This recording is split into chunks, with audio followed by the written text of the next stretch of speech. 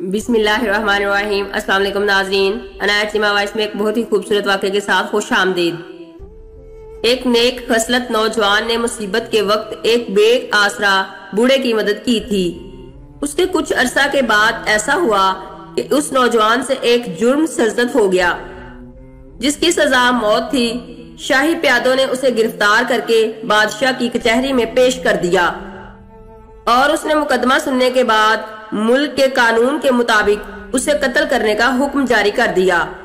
مقدمہ کا فیصلہ ہونے کے بعد جلاد اس نوجوان کو مقتل میں لے گئے اور اس کے قتل کا منظر دیکھنے کے لیے اس زمانے کے دستور کے مطابق ہزاروں آدمی جمع ہو گئے۔ ان میں وہ بوڑھا بھی شامل تھا جس کے ساتھ مجرم نوجوان نے نیکی کی تھی۔ بوڑھے نے اپنے محسن کو اس حالت میں دیکھا تو اسے بہت افسوس ہوا۔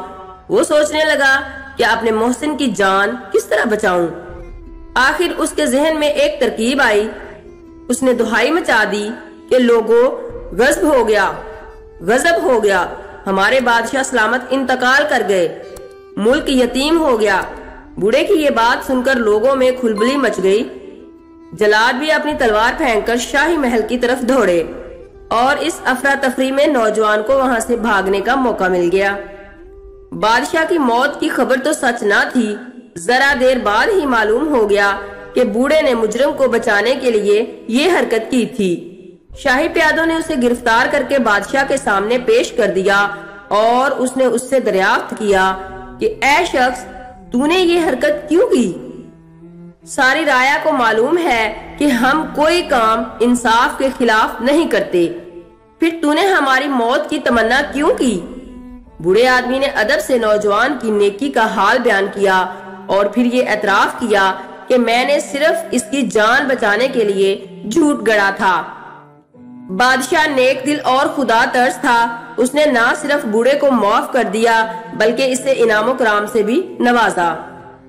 نوجوان قتل سے فرار ہو کر افتاں و خیزاں چلا جا رہا تھا کہ ایک واقف حال نے اسے دیکھا تو پوچھا کہ تلوار سے کس طرح بچ گیا؟ نوجوان نے جواب دیا، ایک ادنا سی نیکی کے باعث، کہ نیکی معمولی سے معمولی ہو فائدہ پہنچاتی ہے۔ دعا ہے اللہ ہم سب کا حامی و ناصر ہو، آمین۔ تو ناظرین اپنا خیال رکھیے گا، عنایت چیمہ کو دعا میں یاد رکھیے گا۔ اللہ حافظ۔